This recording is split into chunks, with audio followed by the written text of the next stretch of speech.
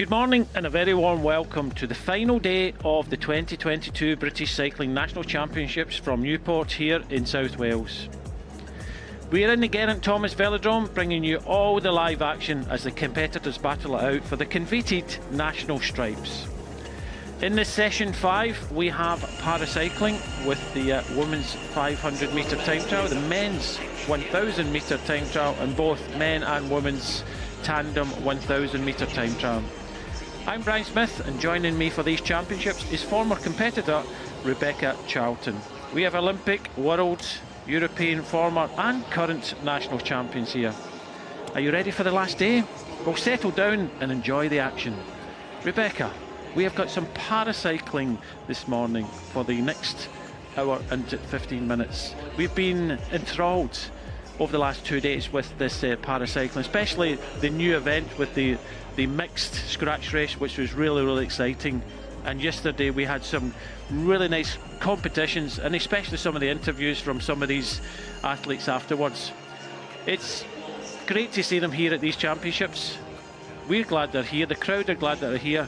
But first up we have got Katie Toft riding her time trial, the 500 metres time trial, which is 2 laps of the track. Yeah, Katie Toft taking to the velodrome for Story Racing, a team that has done so much for the sport of not only paracycling. They've injected such energy back into women's cycling across the pelotons as well, and across the disciplines, run of course by Dame Sarah Story, Britain's most successful Paralympian, and her husband Barney Story, two forces to be reckoned with on the track and the road indeed, as well as we see Katie Toft get off now. Yeah, it's always a hard effort to come out that gate. A lot of practice goes into it, and you know, Katie's on her way down the back straight, and like most of these short efforts, it's out the saddle for the first half a lap, into the saddle, choosing not to go into use any skis, as they say, any triathlon position, but using a traditional track bike. And Katie is flying down the back straight now as she looks to set what she wants to do in this championship here. So into turn 3, so into turn 4, and she'll see the finishing line straight in front of her. So head down, big effort now, and Katie Toft coming up to the line, and she hits the line with a time of 48.271. Yeah, Katie Toft, the first competitor off for the last couple of sessions of this British National Championships here, and she's a 5 times para world champion in the C1 class, taking individual pursuit gold in 2018. She spanned across the disciplines, but she's talked quite openly about having cerebral palsy, and she's just such an inspirational athlete. I really can't say that enough. Her parents, I believe, were told that she might never walk, and here she is putting in this incredible performance on the boards. Yeah, it's a kind of magical story that she's here in the first place, been able to come to these championships and and show everybody what she can do. And Katie Toft has set a time of 48.271 in this category. This category of C1 to 3 is grouped together. Our other competitor is Daphne SCHRAGER of DiMaggio, and Katie Toft's time will be factored to a percentage of 91.95 of that time of 48.271. Well, Daphne SCHRAGER there, she looks really motivated, and she is just psyching herself up to come up onto the bike. Katie has finished her efforts, and this is a C3 athlete, and her time will be calculated at 100%. I think the benefit of sitting in the privileged commentary position on day 3 of the championships here. We've brought you coverage over the last 3 days. We had qualification 4 days ago for some riders back on Thursday. It's been an absolutely jam-packed schedule, but the benefit, as I say, we've got is that we've seen a showing from a lot of these riders already over the last 2 days. So these athletes aren't just putting in these performances, they've spanned the disciplines over the last couple of days of schedule as well. So backing it up and backing it up and back in that start gate.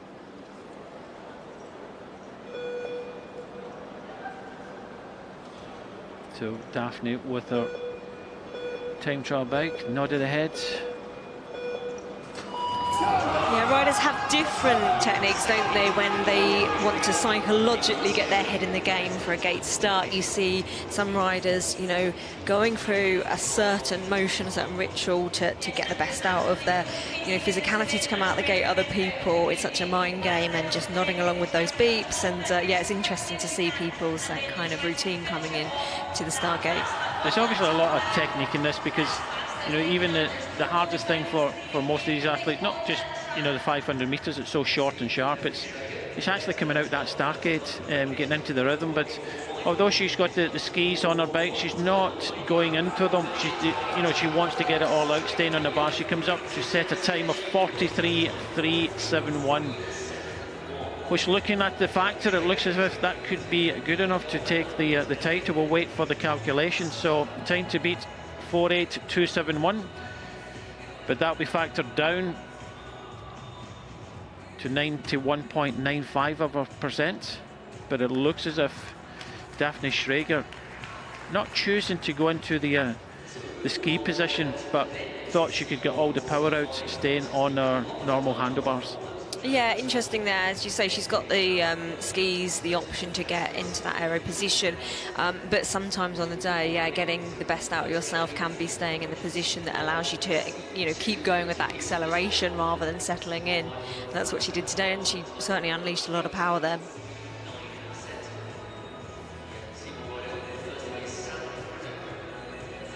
So that is the times. That's 100% times, 43.371 for Daphne SCHRAGER. And a 48.271 for Katie Toft. We'll just wait for confirmation as that time of Katie will be factored. And we move swiftly on to the men's C125 1000 metre time trial. That will be 4 laps of the track.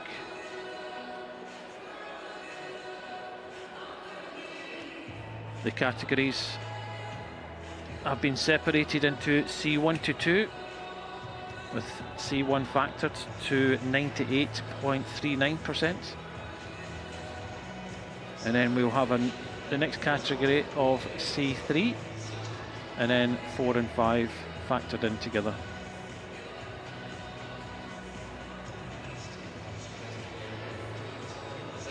And we are seeing groups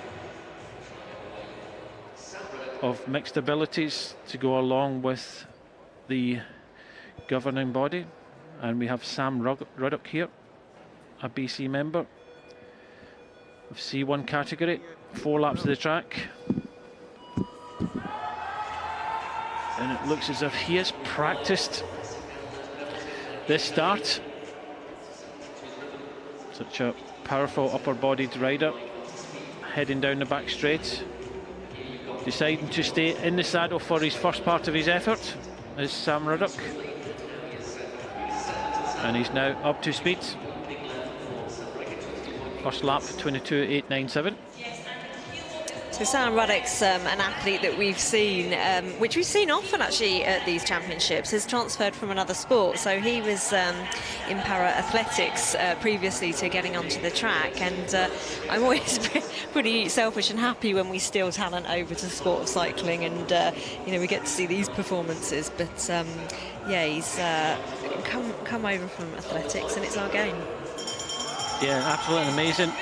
And it was actually the shot put that he was involved in at the, you know, with the athletics, and you can actually see that in his upper body. When he started there, he was, like I said, he was very kind of powerful upper bodied. So he was a former shot putter coming over into cycling, and he's coming up the finishing straight, and he's going to set the benchmark time of 1:14.867.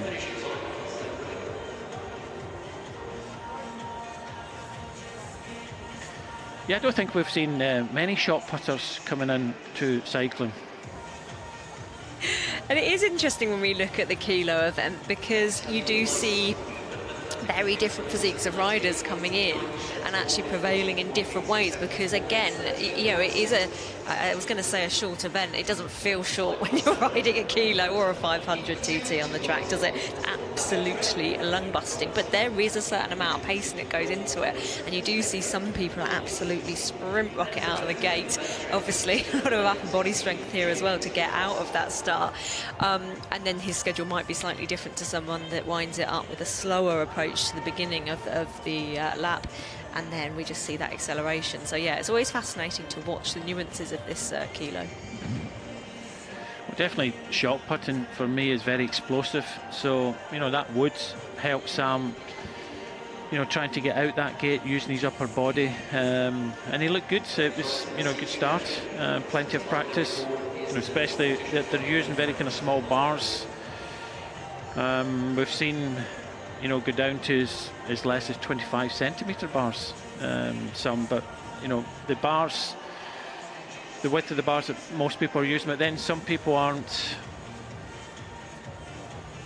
you know, comfortable with kind of narrow bars, and you know, we're seeing them coming down anywhere from 36, like I say, all the way down to 25 these days. So bars are getting narrow, but it's, we talked about this yesterday, it's what people prefer, what they want, what they feel comfortable in. We move on to the next heat, and Matt Robertson from Woolwich CC, he'll be in the start straight. James Crosley from Bicester Millennium CC, he'll be on the back straight. First time we've seen James Crosley from Bicester. He's got his orange helmet, blue kit on, but on the home straight in the yellow kit from Woolwich CC, Matthew Robertson.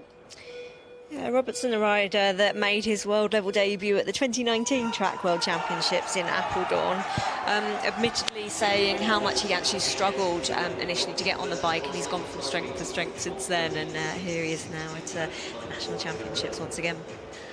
Yeah, he was really one of the kind of revelations of yesterday. You know, brilliant interview we heard from him yesterday when, you know, he took that title, and yeah, he's two amazing athletes, not much between them at the moment, as we see that James Crosley just, I think, having a little bit of a problem now, but definitely Matthew Robertson is up and running, but unfortunately for James Crosley, he's just coming off onto the apron, so it looks as if he's had a problem of some kind of mechanical problem, but Matthew Robertson is on his way, and he's looking good, he's looking strong, just like he did yesterday, and you know, there's absolutely no stopping him. He's got the belt with 250 metres to go, and he's looking good at the moment, but you know, can he beat that benchmark time of Sam Ruddock, 1:14.867, and it doesn't look as if he's going to do it today. Prefer maybe the longer distance, it's going to be close. 1:15.347, so he did come back in the last 250 metres, but it isn't enough, and Sam Ruddock will stay at the top of the leaderboard. Yeah, he did come back, and I think you know, the struggle is getting into that position, into the skis, which again he's trained for, he's practiced so many times in training drills, but you just see once he's in that position, the smooth nature of his ride just starts to see that time edge back up. And he's another rider that always amazes me in terms of spanning disciplines and being successful on the world stage on the road, and then coming back and forth to the track, and as you and I know, that's no easy feat. Yeah, I don't know what happened to James Crosley there. Disappointing that, you know, he comes to these championships and wasn't able to finish. Whether he'll get, you know, another potential crack at it, but for the moment, you know, with a time of 1:15.347, when you consider that's 100% time, and then a 1:14.867 by Sam Ruddock, you know, he'll be factored down slightly. Then it looks as if Sam Ruddock is in prime place to take these championships. You just wait for confirmation. Possibly James Crosley might get another bite at the cherry, but for the moment it looks as if Sam Ruddock could be pulling on the national stripes. So we move on to Heat 1 of MC men's C3 category. On the home straight we have Henry Urand of Loughborough Student CC in his purple kits, silver helmet, and we will have Colin Wallace of Deeside Thistle in that famous green from Aberdeen up in the north of Scotland. Just trying to get his bike. It just, you know, has to remain patient. Just trying to set up his bike into the start gate. That was a start gate we had a little bit of a problem with yesterday, Rebecca. Yeah, and a start gate is something as an athlete where you want to stay so focused. You want to know that everything's going to go right on the day. And yeah, a couple of times riders kind of experienced a false start, didn't they? And we waited for that start gate to be reset and regassed. Yeah, it's such a psychological game, sitting in that position, waiting for those inevitable beeps to start, and then it's all about leaving everything you've got out on the track against the clock in an event like the Kilo or the 500-metre time trial. So yeah, we never want to see athletes have that experience of a false start, which is why we see so many checks from commissaires to just make sure things are going to release that wheel right on cue.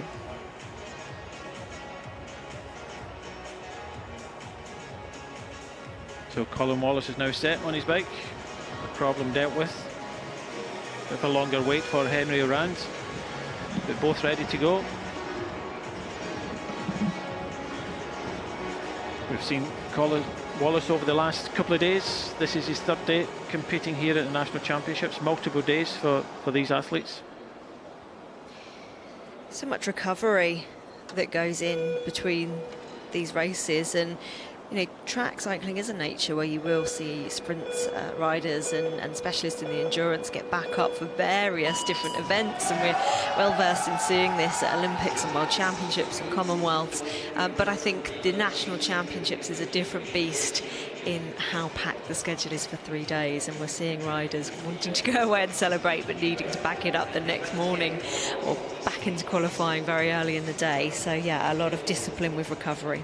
I also think that combining these championships with, you know, the other kind of able-bodied championships, in the next pens, they're, you know, rubbing shoulders with, you know, different athletes, you know, learning different things, you know, talking about the same, you know, distances, the same disciplines and things like that, and you know, everybody can learn from each other. But you know, we're looking at the times there of the 1,000 metres, 4 laps of the track, and it does look as if Colin Wallace setting a very fast time. This is a different category, so just ignore the numbers at the sides. This is the first of this category, and it looks as if Colin Wallace looks to be setting the fastest time with one rider still to come. Colin Wallace just sets a time of he's still got to go down the back straight, so he sets a time of 1:15.884 to 1:17.196. So Colin Wallace puts himself into the position of the gold medal, and Henry Orand from Loughborough Student CC will go into the silver medal position with one rider still to compete in this category. Yeah, as you say, Brian, we're ignoring the numbers to an extent because we're now moving on to Heat 1 for the C3 men's para cycling category. And for me, it's been the stories coming out of these championships as well. We've had a year where we didn't see any athletes in competition here at the track championships. It's moved over to Wales this time from being at Manchester for many years, and there are so many unknown entities, but listening to the winners and the medalists on that podium having a chat through with us after you know, victories and various PBs and performances, there's a lot of athletes that have surprised themselves and have come away, you know, just achieving so many things that they didn't perhaps think were possible, and I've absolutely loved hearing those anecdotes. Well, the numbers that do come up, you can see 3 and 4, that's from all the categories, but then again it shows you how good some of the C1 categories were, and you know, depending on your disability, you know, 1 more severe to, you know, 5 less severe, and some of the C1 and C2 have gone faster than, you know, some of the C3 categories. So we have 1 more competitor, and that's what we've got. Each categorized competitor is all split up, and in the first C1 to 2 category we had 3 athletes. We've got 3 athletes in the C3 category. So for the time being, in the C3 category alone, Colin Wallace is in the gold medal position. Henry Iran from Loughborough Students is in the silver medal position. The only man that can take these medals or take the gold medal off Colin Wallace is this man here, Finlay Graham. We talked about having former national champions and current national champions. This is a double current national champion. He's won a national title on Friday, the new race, the Scratch 10K. He won the Pursuit yesterday. Can he do 3 from 3? I certainly think he'd like to. And I was talking about that recovery of riders going away overnight, and you know, some of these sessions have been finishing quite late in the day.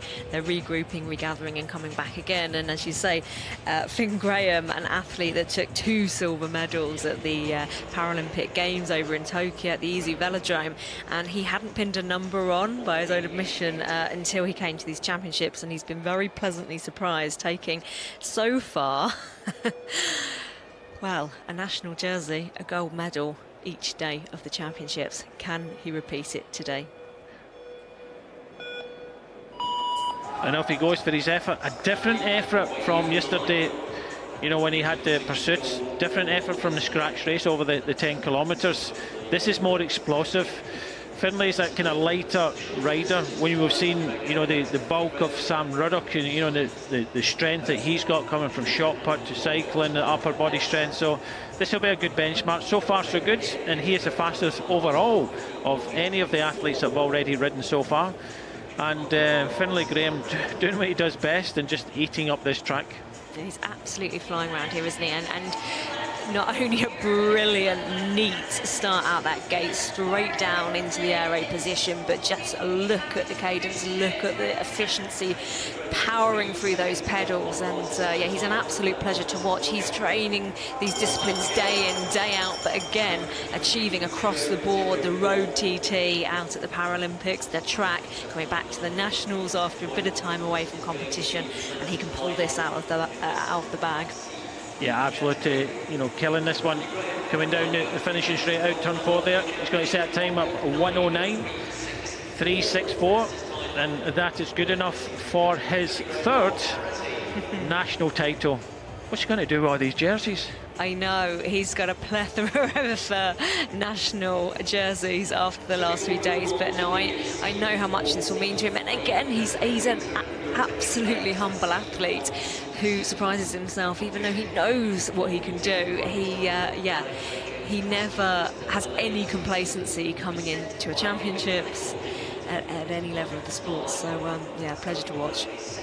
The thing that I look at in Finlay here is he's got the endurance of bunch races. He's got the, you know, this pursuing ability. You know, when we cut down to the kind of shorter distance, does he have the explosiveness to deliver? That answers the question. You know, he's got what can't he do? That's the thing I'm trying to get at, because so far in these championships he has done everything from endurance, and I would say that was a, you know, a sprint event. So he looked really good, and although you can see he's clearly out of breath. That's a hard effort after the, you know, the last few days, but you know, he's got everything in his locker, and you know, why not, you know, look at, you know, other events. But definitely Finlay Graham is having a successful championship. So nice to see this, actually. James Crossley of Bicester Millennium CC from the C2 category has been given, after a mechanical. He was riding against Matthew Robertson, who set a time of 1:15. So nice to see that he's actually been given the opportunity to get that ride, coming to the national championships, having that mechanical, being disappointed, getting back up. He only done a couple of laps, so nice to see that he's been given another opportunity to try and set the time. I'm really pleased to see him back up and being given a restart there.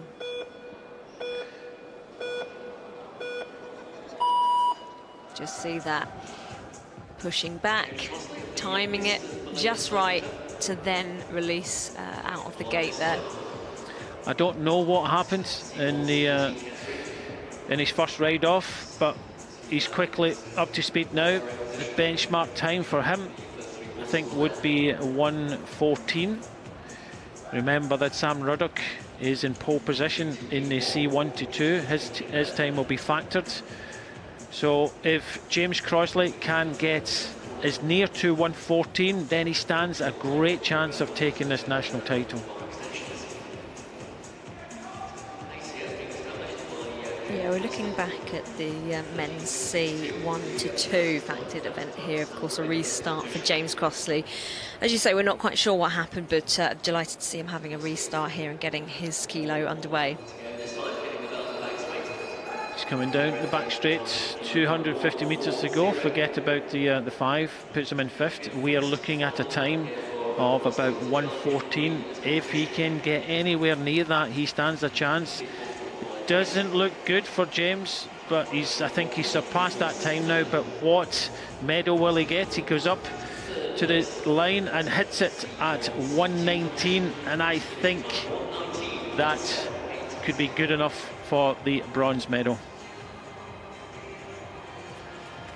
So a very difficult ride for James Crossley of Bicester Millennium CC. Had a mechanical in his first ride, and good to see that he's been able to go back on the boards and set a time which I think will be good enough to get him that bronze medal. There's so much that goes into the warm-up, getting your head in the game, everything really in the run-up to something like a national championships. You know, you want everything to come together on the day, and so having a full start, you can't underestimate the effects of that, and having to go back and regroup in the track centre.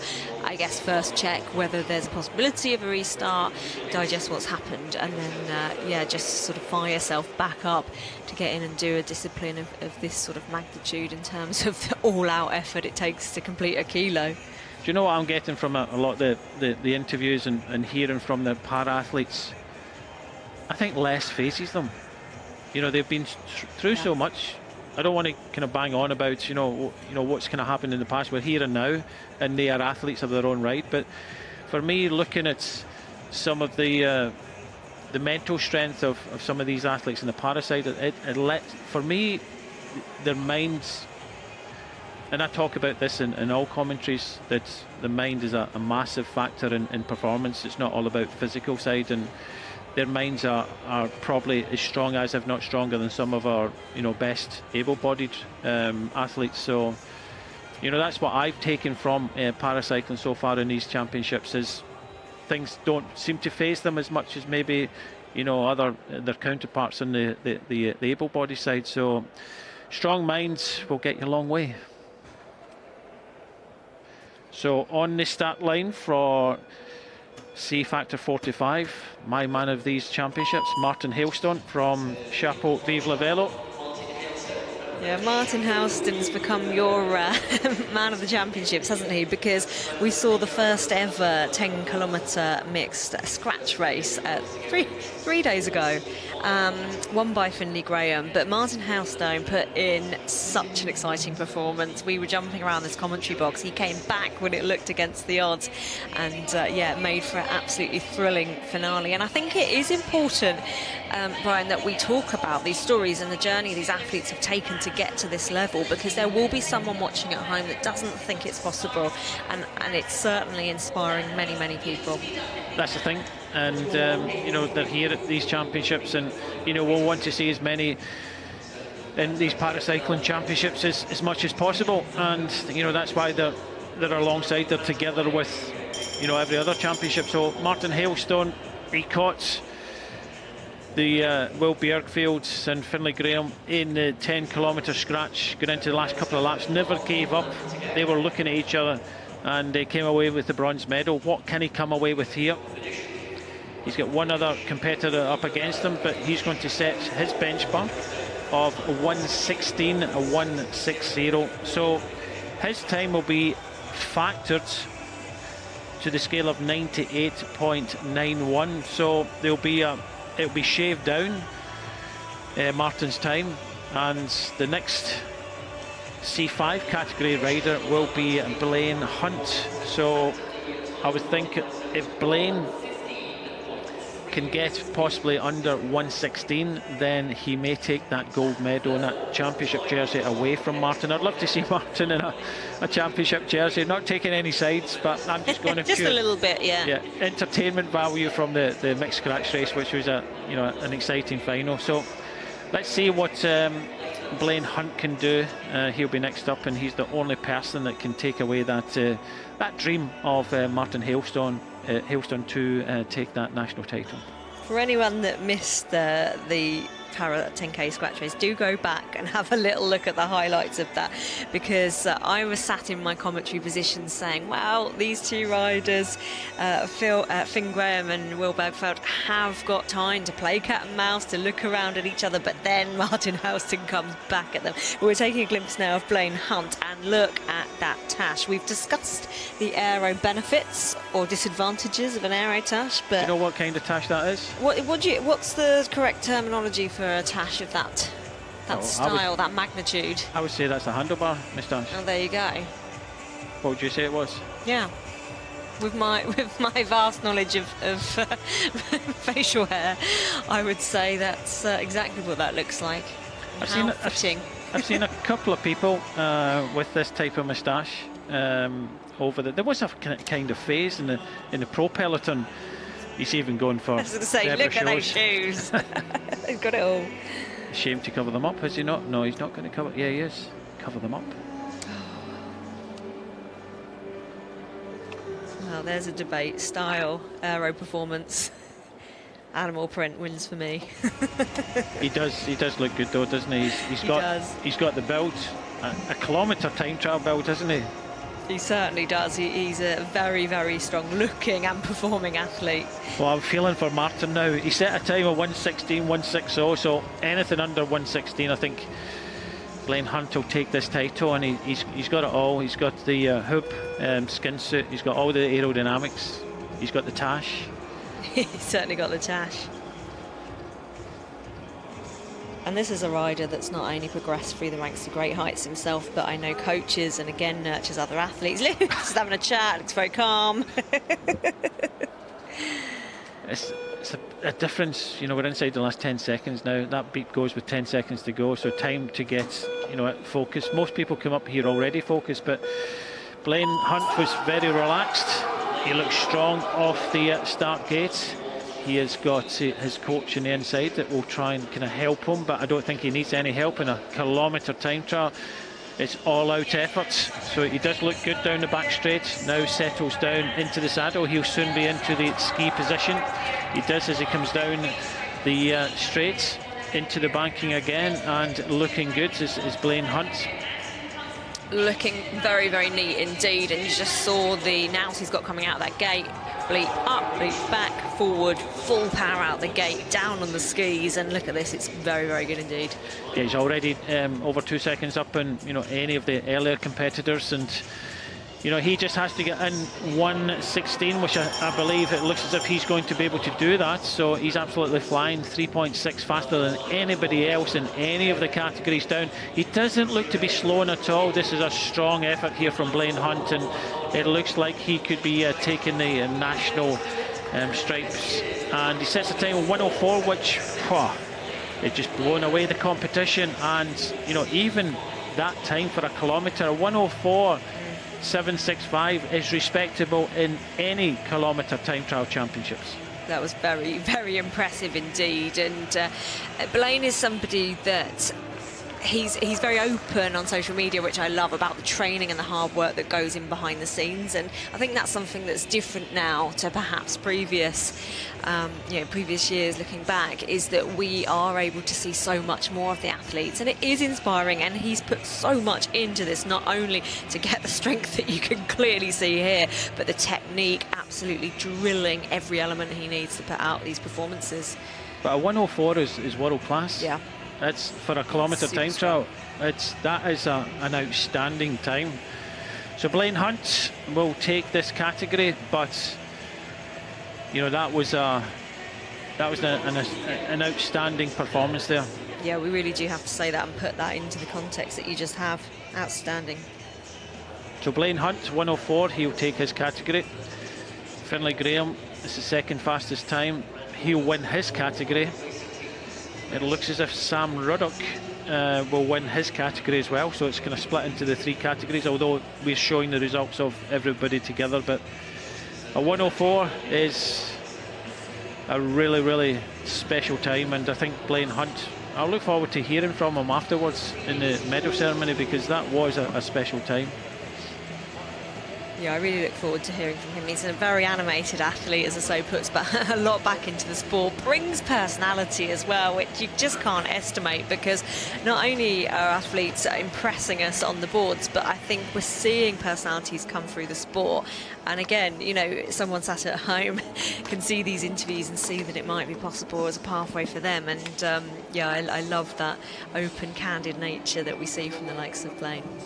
Well, we've got the tango machine back again.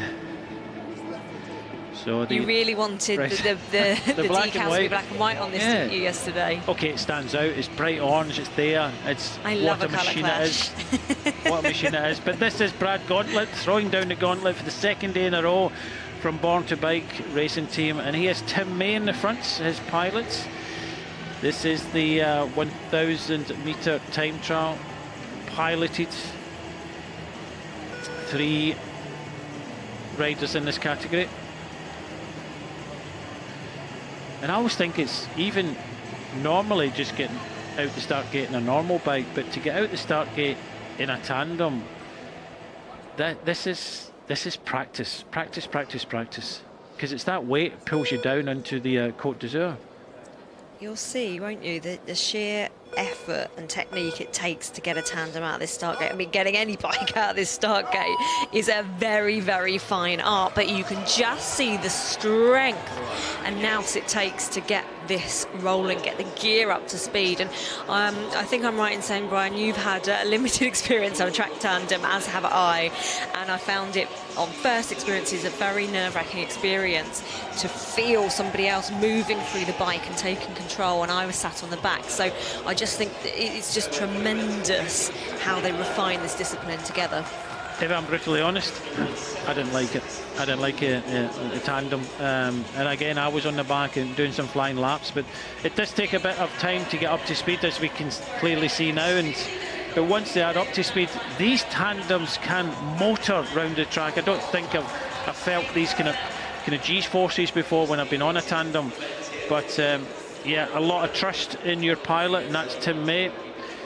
A lot of control needed. We talked about this track tending to throw you up, and we're seeing this now because of the weight of the tandem, the weight of 2 people on the tandem. It is throwing the riders up.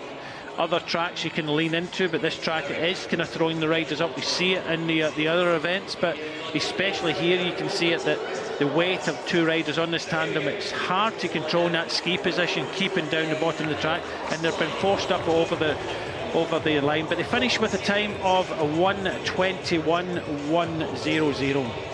Holding the black line at the best of times is a big challenge on a track, and transitions can be slightly different at every velodrome. We've got many 250 metre standard indoor tracks now, which, you know, is a far cry from where it was when I started track cycling, so it's tremendous to see. But each track is different, and when you've not been in competition and you're coming back out and you're hugging that black line, that's a challenge. But doing that on a tandem in this discipline is even more difficult to master, so it's always a joy to watch. I think in the ski position it's almost impossible to hold that black line because of the forces that are pushing you out. You can just see a replay there, and the power put down to get these gears rolling. What a show of strength.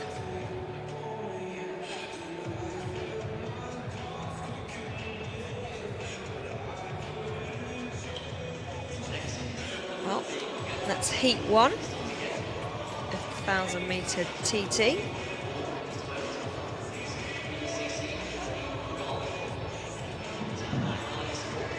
Just watching that start gate be set up once again.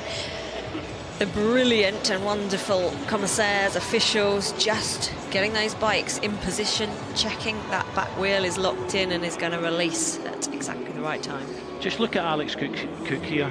Alex Cook is the the rider for Royal Limiting Spa. He's the pilot for Nadeem MUGHAL, who rides for Stockton Wheelers, and you're just kind of blown out. I think for the pilot, like we were saying before, you don't want to let your fellow athlete down, and he looks a little bit more nervous. Most of these athletes, we saw it from Blaine, nice and relaxed, want to enjoy the atmosphere, which they will do, being part of these championships. I just think there's a little bit more pressure on the pilot. They want to do their best. And I've seen this over the years, having spoken to the likes of kind of Craig McLean, Matt Rotherham. They want to do, and actually it inspires them to train a little bit harder as well. It's a huge pressure, huge pressure. You want to do right by your teammates in any scenario in track cycling, but you can just see the relationship between these two athletes, and it really is something that's second to none when you see a really well gelling pairing who spent a long time getting that rapport with each other, and as you mentioned before, ultimately the trust needed to go at these speeds on these tandems. Well, Alex isn't smiling, he looks a bit pensive. 10, he shouts. 5, 4, 3, 2, 1, and off they go. You just see the moment that gate releases, and I've said many times how difficult it is to feel for the first time when you ever do a gate start, or if you're held for a standing start.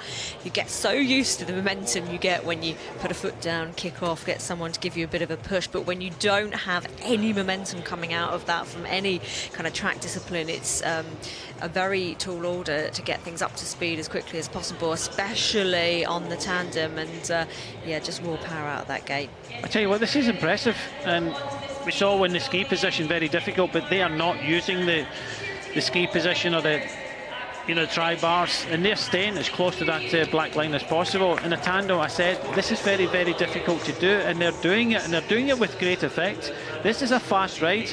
I know that Nadeem really kind of struggled a little bit in the longer distance of the pursuit yesterday, but this seems to be his discipline, and they're riding at incredible rates. They're staying on that black line. They've got 250 metres to go. This is an incredible performance again, and they're 0.7 up in this and looking good for going into prime position and trying to take that gold. They're still going, okay, tying up a little bit. You can see that just slowing around that bank, and the time to beat is 1:21. So this is going to be really close when they just tie up ever so much here. A 1:22.992. You could just see them physically. For the first 3 laps, they were absolutely flying round there, setting the fastest time, but just in the end, tied up, and they'll go into the silver medal position. But that start was probably one of the best starts in this tandem I've seen. It was in unison, they kept low on the track, and that was a really good start. Fast into the first few laps, but really tired. You see just coming down the finishing straight here, they're trying to pump the legs, and when you get into that pushing down left right, it's not flowing, and just losing that time. So just unfortunately maybe a lap too much for Nadeem, but an excellent performance at that. Oh, the sheer pain of holding that final straight. I swear it feels like that finish line is never ever going to come. But we saw yesterday with the likes of Matt Rotherham coming out with such a powerful start and then hanging on to it. And for any athlete, these distances, we talk about the short sprint events, but 1,000 meters can just take such a toll when you just want to hear the bell lap firstly, and then see that finish line approaching. But these athletes, again, they're spanning disciplines like shooting and kilos, and it was really good to see the performance they put in today. Always rely on Ernie to get things right. That's the bald-headed mechanic that has been with British cycling for 23 years, and the trustful spanner man. But I tell you what, looking at the physique, I know physique doesn't count for everything, but looking at the physique of the Wales Racing Academy team of Alex Pope and Stephen Lloyd, this gold medal could be going to Wales. And we are in Wales, in Newport, and you know, we've got a very appreciative crowd here, and we're sure they'll get behind the team, the local team, but they look good, don't they? They certainly do look good. I think we were talking yesterday afternoon a lot about technique and looking at people's stature and position on the bike and how much you can predict from that. And sometimes we get it wrong, but yeah, this is a very strong looking pairing indeed, piloted by Stefan Lloyd and our rider here, Alex Pope. It's the first time we've seen them, possibly not the longer distances suiting Alex Pope. Maybe concentrating and trying to take the national title here in Wales, its home velodrome. But it looks like we have a strong pairing here from Wales. Alex Pope at the back, piloted by Stefan Lloyd.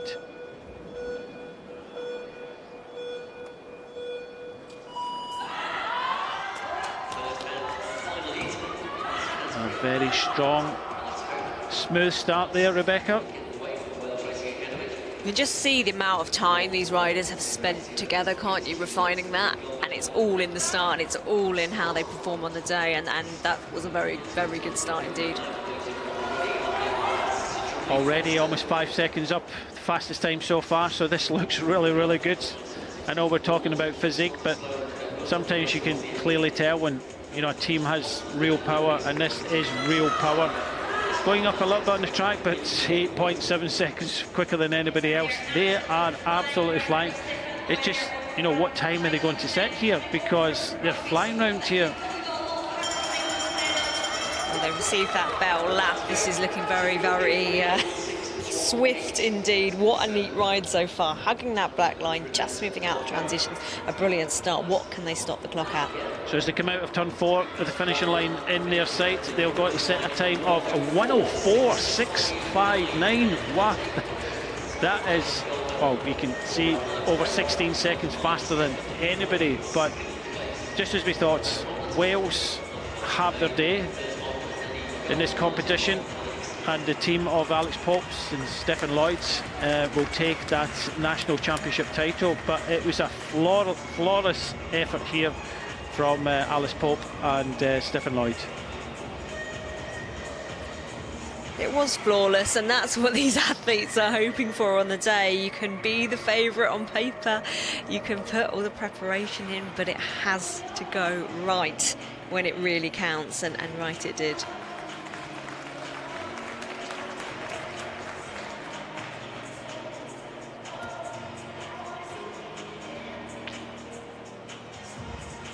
We've had many unknowns in this national championships, but one is seeing brand new tandem pairings, and it's been really interesting to see who's been putting in that work behind the scenes. We've got a few new faces in the world of tandem piloting, and people switching into that career path, and yeah, it's been exciting to see who's coming out of the woodwork, and we've got many other big objectives for these riders coming up in the year, and this is a brilliant benchmark here in Wales. So you just saw the results. Alex Pope 1:04.659.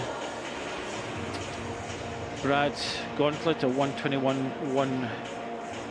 Nadeem MUGHAL 1:22.992. I don't like comparing sometimes, but that time of Alex Pope at 1:04.659 shades the time of Blaine Hunt of 1:04.765. So it just goes to show you how good an effort that was from Blaine Hunt.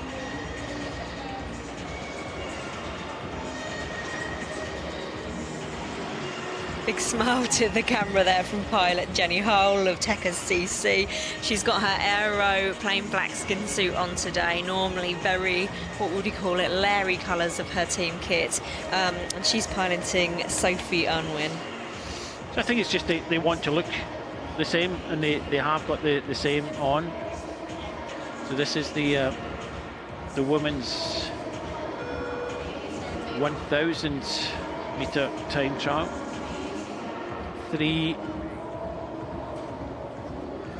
You're right, they want to look the same, but also if you take a really close look at home at the sort of patterns on these skin suits, there are big aero gains to be had from these designs. So Sophie UNWIN in the back, Jenny Hall on the front, the first of 3.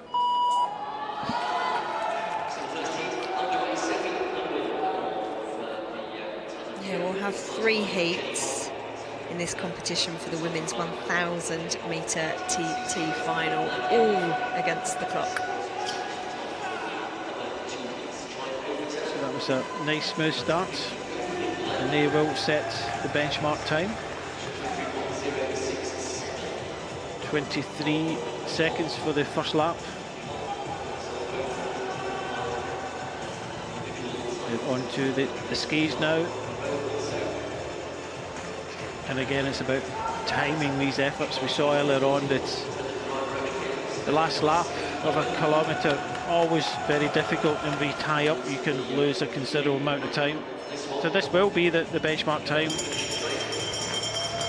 The bell goes, still looking good. It's Sophie UNWIN and Jenny Hall down the back straight. And as they go into turn 3 and out turn 4, they'll see the finished straight. And they'll set a time of 1:10.026. So that will be the team to beat. So what medal will it be for Sophie UNWIN? So I believe this is another relatively new pairing. As we just watched that start again, I think they'll be very, very happy with this ride. And Jenny Hull, who's the pilot on the front of the bike here, she's been competing over the last 3 days in these championships as an individual rider as well, but she has been putting a tremendous amount of training in behind the scenes with Sophie UNWIN and just building that relationship. And coming out in the Nationals today, I think in that performance we'll see obviously confirmation of the result out of 3 heats a little bit later on. But this will be a real test of form and relationship building that they've put in behind the scenes.